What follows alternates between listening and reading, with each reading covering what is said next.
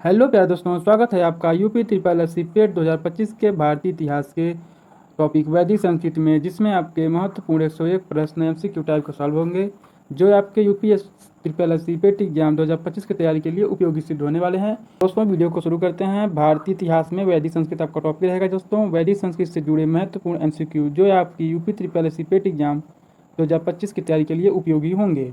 आपका पहला क्वेश्चन है दोस्तों, ऋग्वेद में कुल कितने सूक्त हैं? तो इसका उत्तर हो जाएगा ऑप्शन नंबर ए, ऋग्वेद में कुल 1028 सूक्त हैं। आपका दूसरा क्वेश्चन हो जाएगा, गायत्री मंत्र किस वेद में मिलता है? तो इसका उत्तर हो जाएगा ऑप्शन नंबर सी, गायत्री मंत्र ऋग्वेद में मिलता है। आपका तीसरा क्वेश्चन है दोस्तों, नासदीय सूक्त किससे संबंधित है? तो इसका उत्तर हो जाएगा दोस्तों ऑप्शन नंबर सी, नासदीय सूक्त सृष्टि की उत्पत्ति से संबंधित है।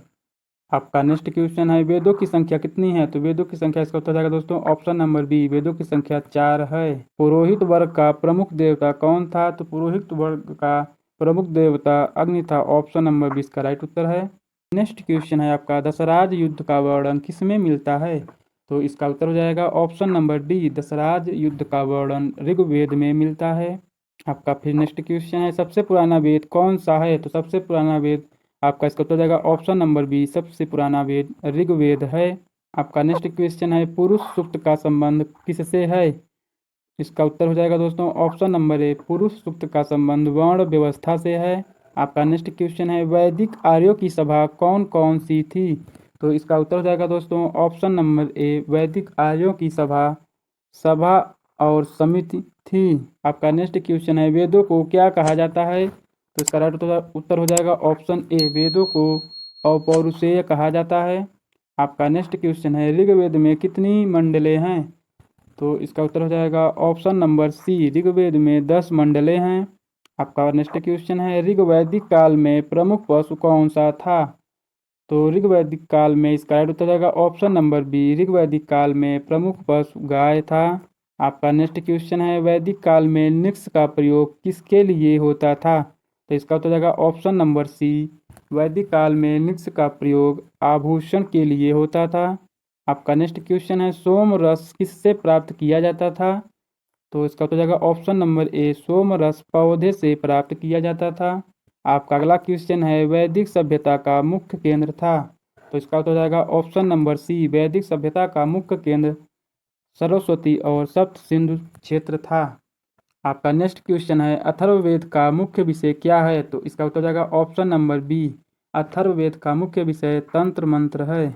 आपका नेक्स्ट क्वेश्चन है, वैदिक काल में व्रात्य शब्द का तात्पर्य था? तो इसका उत्तर हो जाएगा दोस्तों ऑप्शन नंबर डी, वैदिक काल में व्रात्य शब्द का तात्पर्य आर्यों से बाहर रहने वाला था। आपका नेक्स्ट क्वेश्चन है, ऋग वैदिक काल में सबसे पूज्य देवता कौन थे? तो इसका उत्तर जाएगा ऑप्शन नंबर बी, ऋग वैदिक काल में सबसे पूज्य देवता इंद्र थे। नेक्स्ट क्वेश्चन है आपका, ऋग्वेद में दास शब्द का अर्थ क्या था? तो इसका उत्तर जाएगा ऑप्शन नंबर सी, ऋग्वेद में दास शब्द का अर्थ शत्रु जाति था। आपका नेक्स्ट क्वेश्चन है, सामवेद को किससे संबंधित माना जाता है? तो इसका उत्तर हो जाएगा ऑप्शन नंबर सी, सामवेद को संगीत से संबंधित माना जाता है। आपका 21 वाला क्वेश्चन है, वैदिक काल में राजसूय यज्ञ का उद्देश्य था? तो इसका राइट उत्तर हो जाएगा ऑप्शन नंबर बी, वैदिक काल में राजसूय यज्ञ का उद्देश्य राज्याभिषेक था। क्वेश्चन नंबर 22 है, अश्वमेध यज्ञ का संबंध किससे था? तो अश्वमेध यज्ञ का संबंध राज्य की सार्वभौमिकता से था। ऑप्शन नंबर सी इसका राइट उत्तर हो जाएगा। का नेक्स्ट क्वेश्चन है, ब्राह्मण ग्रंथ किसके अंग माने जाते हैं? तो ब्राह्मण ग्रंथ वेद के अंग माने जाते हैं। ऑप्शन नंबर ए, वेद इसका राइट उत्तर हो जाएगा। उपनिषदों को किस नाम से भी जाना जाता है? तो इसका उत्तर हो जाएगा ऑप्शन नंबर सी, उपनिषदों को वेदांग नाम से भी जाना जाता है। वैदिक काल में समिति का कार्य था? तो इसका उत्तर हो जाएगा ऑप्शन नंबर सी, वैदिक काल में समिति का कार्य राजा का निर्वाचन था। यजुर्वेद मुख्यतः किससे संबंधित है? तो इसका उत्तर हो जाएगा ऑप्शन नंबर बी, यजुर्वेद मुख्यतः मंत्र और अनुष्ठान से संबंधित है। आपका 27 वाला क्वेश्चन है, सप्त सिंधु प्रदेश में कौन कौन सी नदियां सम्मिलित थीं? तो इसका उत्तर हो जाएगा ऑप्शन नंबर सी, सप्त सिंधु प्रदेश में सिंधु, झेलम, चेनाब, रावी, ब्यास, सतलुज, सरस्वती नदियां सम्मिलित थीं। अथर्ववेद में किसका वर्णन है? तो इसका उत्तर हो जाएगा ऑप्शन नंबर बी। अथर्ववेद में जादू टोना एवं चिकित्सा का वर्णन है। उपनिषदों की संख्या लगभग कितनी मानी जाती है? तो इसका उत्तर हो जाएगा ऑप्शन नंबर बी। उपनिषदों की संख्या लगभग 108 मानी जाती है। सौभाग्य सूक्त किस वेद में है? तो इसका उत्तर हो जाएगा ऑप्शन नंबर डी। सौभाग्य सूक्त अथर्ववेद में है। वैदिक काल में ऋत्विज शब्द का अर्थ क्या था? तो इसका उत्तर हो जाएगा ऑप्शन सी। वैदिक काल में ऋत्विज शब्द का अर्थ पुजारी था। किस देवता को पुरंदर कहा गया है? तो इसका उत्तर हो जाएगा ऑप्शन नंबर बी। इंद्र देवता को पुरंदर कहा गया है। 33 वाला क्वेश्चन है, वैदिक समाज का मूल आधार क्या था? तो इसका उत्तर हो जाएगा ऑप्शन डी। वैदिक समाज का मूल आधार पशुपालन था। किस वेद को चांतिक वेद भी कहा जाता है? तो इसका उत्तर हो जाएगा ऑप्शन बी। सामवेद को चांतिक वेद भी कहा जाता है। नदी स्तुति सूक्त किस वेद में है? तो इसका उत्तर हो जाएगा ऑप्शन नंबर बी। नदी स्तुति सूक्त ऋग्वेद में है। 36 वाला क्वेश्चन हो जाएगा, वैदिक काल में कुलप कौन था? तो इसका उत्तर हो जाएगा ऑप्शन बी। वैदिक काल में कुलप कुल का प्रधान था। नेक्स्ट क्वेश्चन है, किस वैदिक देवता को वरुण कहा गया है? तो इसका उत्तर हो जाएगा ऑप्शन बी। जल देवता को वरुण कहा गया है। उपनिषदों की भाषा क्या थी? तो इसका उत्तर हो जाएगा ऑप्शन नंबर सी। उपनिषदों की भाषा दोस्तों संस्कृत थी। नेक्स्ट क्वेश्चन है, वैदिक काल में विश्वामित्र का उल्लेख किस रूप में है? तो इसका उत्तर हो जाएगा ऑप्शन बी। वैदिक काल में विश्वामित्र का उल्लेख ऋषि के रूप में है। सप्तऋषि का संबंध किससे है? तो इसका उत्तर हो जाएगा ऑप्शन डी। सप्तऋषि का संबंध सप्त तारे तारामंडल से है। वैदिक काल में सभा का कार्य था। इसका उत्तर हो जाएगा ऑप्शन नंबर बी। वैदिक काल में सभा का कार्य न्याय एवं सलाह देना था। ऋग्वेद में सर्वाधिक उल्लेख किस नदी का हुआ है? इसका उत्तर हो जाएगा ऑप्शन नंबर ए। ऋग्वेद में सर्वाधिक उल्लेख सरस्वती नदी का हुआ है। नेक्स्ट क्वेश्चन है, हिरण्यगर्भ का अर्थ है? तो इसका उत्तर हो जाएगा ऑप्शन ए। हिरण्यगर्भ का अर्थ स्वर्ग अंडा है। नेक्स्ट क्वेश्चन है, ब्रह्म शब्द का प्रयोग सर्वप्रथम किस ग्रंथ में हुआ? तो इसका उत्तर हो जाएगा ऑप्शन डी। ब्रह्म शब्द का प्रयोग सर्वप्रथम ऋग्वेद में हुआ। आपका नेक्स्ट क्वेश्चन है, वैदिक काल में जन शब्द का अर्थ था? तो इसका उत्तर हो जाएगा ऑप्शन नंबर बी।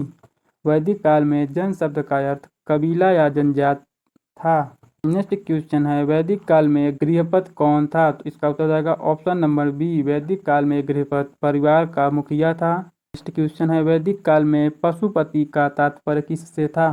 तो इसका उत्तर जाएगा ऑप्शन ए। वैदिक काल में पशुपति का तात्पर्य शिव से था। किस वेद में यज्ञों की विधियां दी गई हैं? तो ऑप्शन नंबर 20 का राइट उत्तर हो जाएगा यजुर्वेद में यज्ञों की विधियां दी गई हैं। वैदिक काल में ऋषि का कार्य क्या था? तो ऑप्शन नंबर सी इसका राइट उत्तर हो जाएगा वैदिक काल में ऋषि का कार्य मंत्रों की रचना करना था। 50 वाला क्वेश्चन है, वैदिक सभ्यता किस युग की मानी जाती है? तो इसका उत्तर हो जाएगा ऑप्शन नंबर बी। वैदिक सभ्यता ताम्रपाषाण युग की मानी जाती है। 51 वाला क्वेश्चन है दोस्तों, वैदिक काल में नर शब्द का अर्थ था? तो इसका उत्तर हो जाएगा ऑप्शन सी। वैदिक काल में नर शब्द का अर्थ व्यक्ति या मनुष्य था। नेक्स्ट क्वेश्चन है, वैदिक काल में सम्राट की उपाधि किसे दी जाती थी? तो इसका उत्तर हो जाएगा ऑप्शन सी। वैदिक काल में सम्राट की उपाधि चक्रवर्ती राजा को दी जाती थी। नेक्स्ट क्वेश्चन है दोस्तों, वैदिक समाज का परिवार कैसा था? तो वैदिक समाज का परिवार प्रतिशतात्मक था। ऑप्शन 20 का राइट उत्तर हो जाएगा। अथर्ववेद में किस देवता का विशेष उल्लेख है? तो ऑप्शन नंबर डी इसका राइट उत्तर हो जाएगा अथर्ववेद में पृथ्वी देवता का विशेष उल्लेख है। 55 वाला क्वेश्चन है, वैदिक काल में अनुवाक शब्द का अर्थ था? तो इसका उत्तर हो जाएगा ऑप्शन नंबर ए। वैदिक काल में अनुवाक शब्द का अर्थ मंत्रों का समूह था। नेक्स्ट क्वेश्चन है दोस्तों, सामवेद का मुख्य उपयोग किसमें था? तो इसका उत्तर हो जाएगा दोस्तों ऑप्शन नंबर ए। सामवेद का मुख्य उपयोग यज्ञ में था। वैदिक काल में शिक्षा का प्रमुख केंद्र क्या था? तो ऑप्शन नंबर सी इसका राइट उत्तर हो जाएगा वैदिक काल में शिक्षा का प्रमुख केंद्र गुरुकुल था। किस वेद को ज्ञान का भंडार कहा जाता है? तो इसका उत्तर हो जाएगा दोस्तों ऑप्शन नंबर डी, ऋग्वेद को ज्ञान का भंडार कहा जाता है। वैदिक काल में व्रत शब्द का अर्थ क्या था? तो इसका उत्तर हो जाएगा दोस्तों ऑप्शन नंबर बी, वैदिक काल में व्रत शब्द का अर्थ संकल्प से था। वैदिक काल में रथ किसका प्रतीक था? तो इसका उत्तर हो जाएगा ऑप्शन नंबर ए, इसका राइट उत्तर हो जाएगा वैदिक काल में रथ युद्ध शक्ति का प्रतीक था।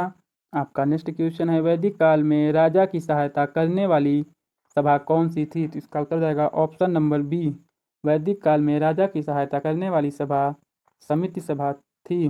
वैदिक काल में सबसे अधिक यज्ञ किस देवता के लिए किए जाते थे? तो इसका उत्तर हो जाएगा ऑप्शन नंबर बी, वैदिक काल में सबसे अधिक यज्ञ इंद्र देवता के लिए किए जाते थे। ऋग्वेद में किस नदी को नदित्वी कहा गया है? तो इसका उत्तर हो जाएगा ऑप्शन नंबर ए, ऋग्वेद में सरस्वती नदी को नदित्वी कहा गया है। नेक्स्ट क्वेश्चन है दोस्तों आपका, वैदिक काल में सूत और मागध कौन थे? तो इसका उत्तर हो जाएगा दोस्तों ऑप्शन नंबर सी, वैदिक काल में सूत और मागध गायक और इतिहासकार थे। नेक्स्ट क्वेश्चन है दोस्तों, वैदिक काल में दासी शब्द का प्रयोग किसके लिए होता था? तो इसका उत्तर हो जाएगा दोस्तों ऑप्शन नंबर सी, वैदिक काल में दासी शब्द का प्रयोग सेविका के लिए होता था। आर्य शब्द का शाब्दिक अर्थ क्या है? इसका उत्तर हो जाएगा दोस्तों ऑप्शन नंबर बी, आर्य शब्द का शाब्दिक अर्थ श्रेष्ठ है। वैदिक साहित्य में नदी शब्द का प्रयोग मुख्यतः किसके लिए हुआ है? तो इसका उत्तर हो जाएगा ऑप्शन नंबर डी, वैदिक साहित्य में नदी शब्द का प्रयोग मुख्यतः सभी नदियों के लिए हुआ है। आपका नेक्स्ट क्वेश्चन है, नदी सूक्त किस ऋषि द्वारा रचित है? तो इसका उत्तर हो जाएगा ऑप्शन नंबर सी, नदी सूक्त दीर्घतमस ऋषि द्वारा रचित है। इंद्र को किस विशेषण से संबोधित किया गया है? तो इसका उत्तर हो जाएगा ऑप्शन नंबर बी, इंद्र को पुरंदर विशेषण से संबोधित किया गया है। आपका 70 वाला क्वेश्चन है, वैदिक काल में वज्र का प्रयोग किसके लिए किया गया है? ऑप्शन नंबर 20 का राइट उत्तर हो जाएगा वैदिक काल में वज्र का प्रयोग पशुओं का बाड़ा के लिए किया गया है। वैदिक ग्रंथों के अनुसार अग्नि को किसका दूत कहा गया है? तो इसका उत्तर जाएगा दोस्तों ऑप्शन नंबर बी, वैदिक ग्रंथ के अनुसार अग्नि को देवताओं का दूत कहा गया है। वैदिक काल में ऋषियों को ज्ञान कैसे प्राप्त हुआ था? तो इसका उत्तर जाएगा दोस्तों ऑप्शन नंबर सी, वैदिक काल में ऋषियों को ज्ञान ध्यान व तप से प्राप्त हुआ था। किस वेद को यज्ञों का मुख्य स्रोत माना जाता है? तो इसका ऑप्शन नंबर बी राइट उत्तर हो जाएगा, यजुर्वेद को यज्ञों का मुख्य स्रोत माना जाता है। वैदिक काल में कौन सी धातु सबसे पहले ज्ञात थी? तो इसका उत्तर हो जाएगा ऑप्शन नंबर सी, वैदिक काल में तांबा धातु सबसे पहले ज्ञात थी। आपका क्वेश्चन नंबर 75 है दोस्तों, ऋग्वेद में कितनी संहिता पाई जाती है? तो इसका उत्तर हो जाएगा ऑप्शन नंबर सी, ऋग्वेद में 4 संहिता पाई जाती है।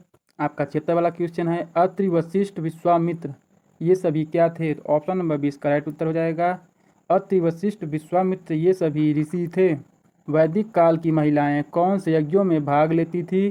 तो इसका राइट उत्तर हो जाएगा ऑप्शन नंबर बी, वैदिक काल की महिलाएं सभी धार्मिक यज्ञों में भाग लेती थीं। ऋग्वेद की भाषा कौन सी है? तो इसका उत्तर हो जाएगा ऑप्शन नंबर सी, ऋग्वेद की भाषा वैदिक संस्कृत है। वैदिक साहित्य को क्या कहा जाता है? तो इसका राइट उत्तर हो जाएगा दोस्तों ऑप्शन नंबर बी, वैदिक साहित्य को श्रुति कहा जाता है। आपका क्वेश्चन नंबर 80 है, किस ऋषि को गायत्री मंत्र का रचयिता माना जाता है?